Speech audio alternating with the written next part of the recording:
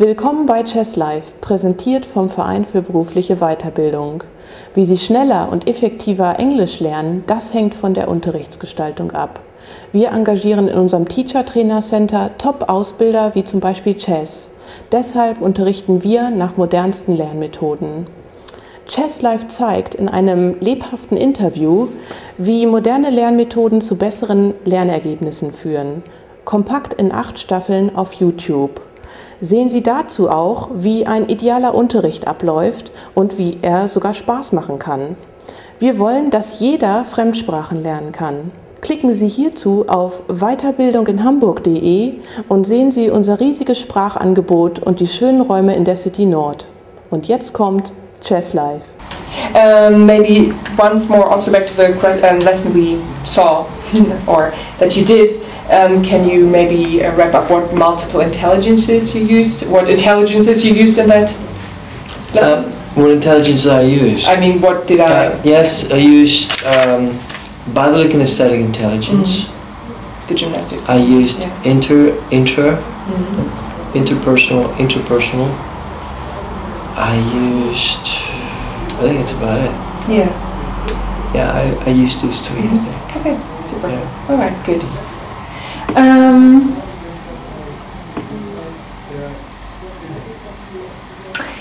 Yeah, we talked about this walking around exercises. We often have evening courses here, right? People are tired, come from work. If they complain that you have them walk around, what would you say? You have to understand the nature of the complaint. Yes.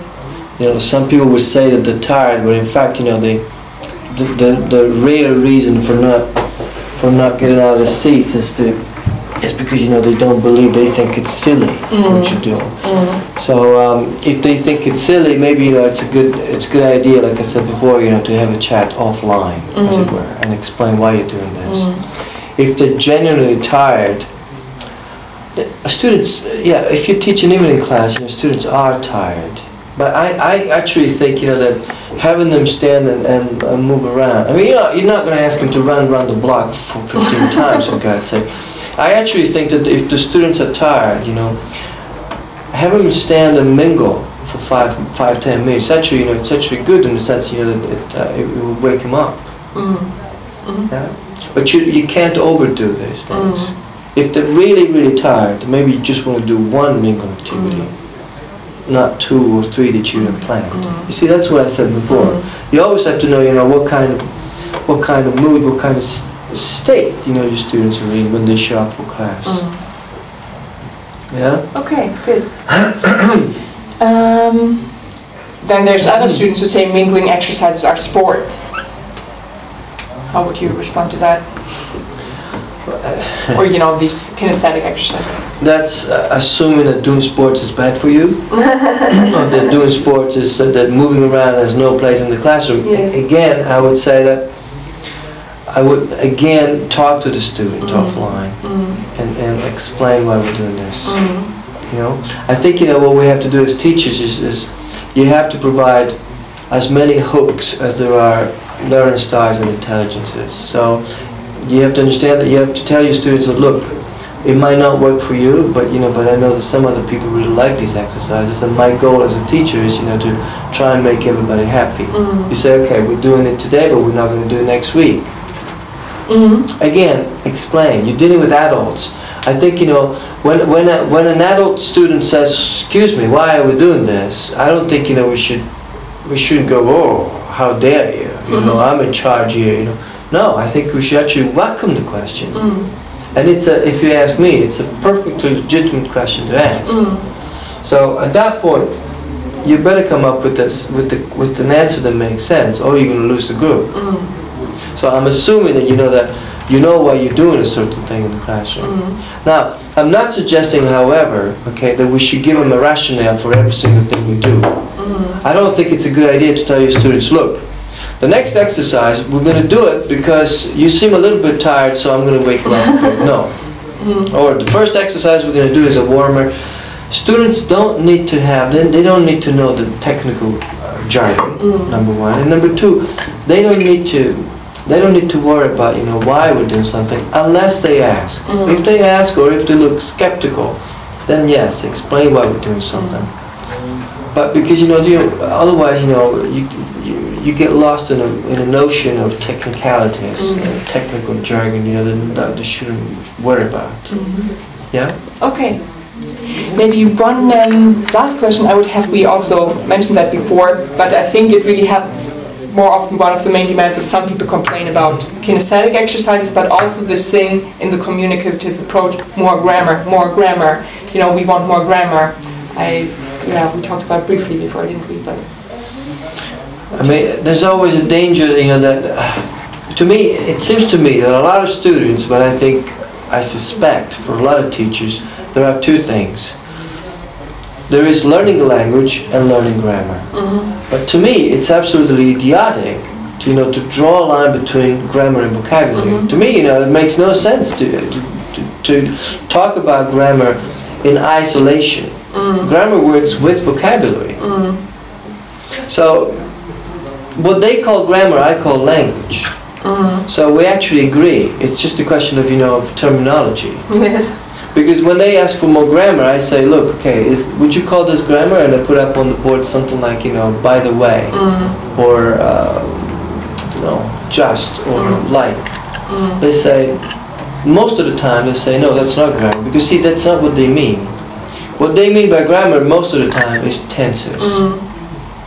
But now I think that the difference between somebody with good English and the difference and somebody with outstanding English is hardly ever related to grammar.